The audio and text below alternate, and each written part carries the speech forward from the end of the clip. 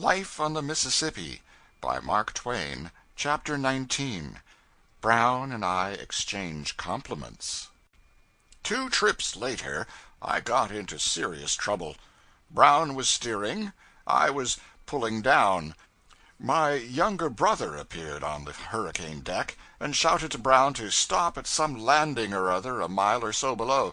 Brown gave no intimation that he had heard anything. But that was his way. He never condescended to take notice of an under clerk. The wind was blowing. Brown was deaf, although he always pretended he wasn't, and I very much doubted if he had heard the order. If I had 2 heads, I would have spoken, but as I had only one, it seemed judicious to take care of it, so I kept still. Presently, sure enough, we went sailing by that plantation. Captain Klinefelter appeared on the deck and said, "Let her come round, sir, let her come round. Didn't Henry tell you to land here?" "No, sir." "I sent him up to do it." "He did come up, and that's all the good it done. The dod-derned fool, he never said anything." "Didn't you hear him?" asked the captain of me. Of course I didn't want to be mixed up in this business, but there was no way to avoid it, so I said, "Yes, sir." I knew what Brown's next remark would be before he uttered it. It was, "Shut your mouth! You never heard anything of the kind." I closed my mouth according to instructions. An hour later, Henry entered the pilot house, unaware of what had been going on. He was a thoroughly inoffensive boy, and I was sorry to see him come, for I knew Brown would have no pity on him. Brown began straightway. "Here, why didn't you tell me we'd got to land at that plantation?" "I did tell you, Mr. Brown." "It's a lie." I said, "You lie yourself. He did tell you." Brown glared at me in unaffected surprise, and for as much as a moment he was entirely speechless. Then he shouted at me, "I'll attend to your case in half a minute." Then to Henry, "And you leave the pilot house. Out with you." It was pilot law, and must be obeyed. The boy started out, and even had his foot on the upper step outside the door, when Brown, with a sudden access of fury, picked up a 10-pound lump of coal and sprang after him. But I was between with a heavy stool, and I hit Brown a good honest blow which stretched him out. I had committed the crime of crimes. I had lifted my hand against a pilot on duty. I supposed I was booked for the penitentiary sure, and couldn't be booked any surer if I went on and squared my long account with this person while I had the chance. Consequently, I stuck to him and pounded him with my fists a considerable time. I do not know how long. The pleasure of it probably made it seem longer than it really was. But in the end he struggled free and jumped up and sprang to the wheel. A very natural solicitude, for all this time here was the steamboat tearing down the river at the rate of 15 miles an hour, and nobody at the helm. However, Eagle Bend was 2 miles wide at this bank-full stage, and correspondingly long and deep, and the boat was steering herself straight down the middle and taking no chances. Still, that was only luck. A body might have found her charging into the woods. Perceiving at a glance that the Pennsylvania was in no danger, Brown gathered up the big spy-glass, war-club fashion, and ordered me out of the pilot house with more than Comanche bluster. But I was not afraid of him now, so instead of going I tarried, and criticized his grammar. I reformed his ferocious speeches for him, and put them into good English, calling his attention to the advantage of pure English over the bastard dialect of the Pennsylvania collieries whence he was extracted.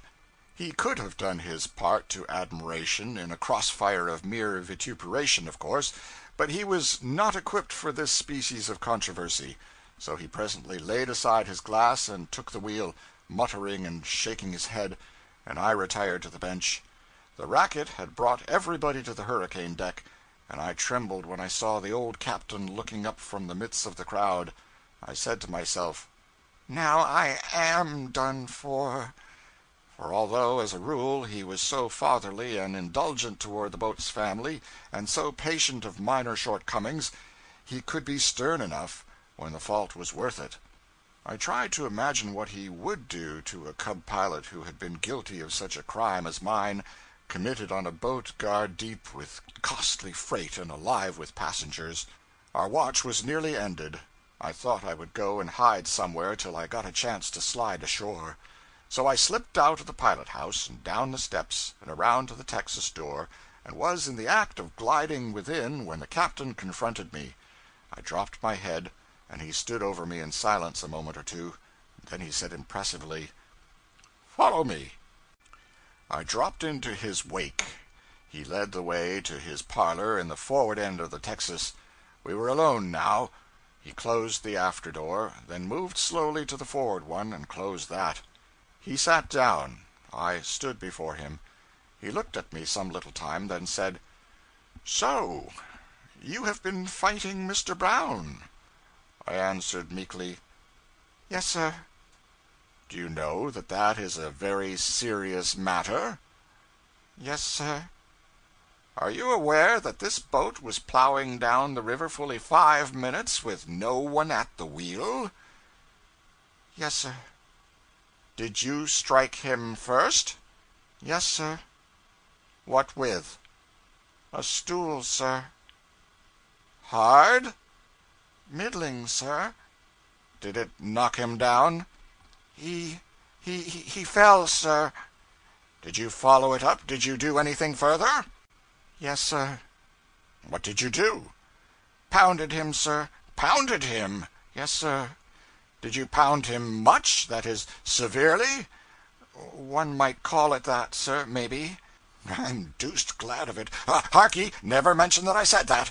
You have been guilty of a great crime, and don't you ever be guilty of it again on this boat. But lay for him ashore. Give him a good sound thrashing, do you hear? I'll pay the expense. Now go, and mind you, not a word of this to anybody. Clear out with you. You've been guilty of a great crime, you whelp." I slid out, happy with the sense of a close shave and a mighty deliverance, and I heard him laughing to himself and slapping his fat thighs after I had closed his door. When Brown came off watch he went straight to the captain, who was talking with some passengers on the boiler deck, and demanded that I be put ashore in New Orleans, and added, "I'll never turn a wheel on this boat again while that club stays." The captain said, "But he needn't go round when you are on watch, Mr. Brown." "I won't even stay on the same boat with him. One of us has got to go ashore." "Very well," said the captain, "let it be yourself," and resumed his talk with the passengers. During the brief remainder of the trip I knew how an emancipated slave feels, for I was an emancipated slave myself. While we lay at landings I listened to George Ealer's flute, or to his readings from his 2 Bibles, that is to say, Goldsmith and Shakespeare, or I played chess with him, and would have beaten him sometimes, only he always took back his last move and ran the game out differently. End of chapter 19.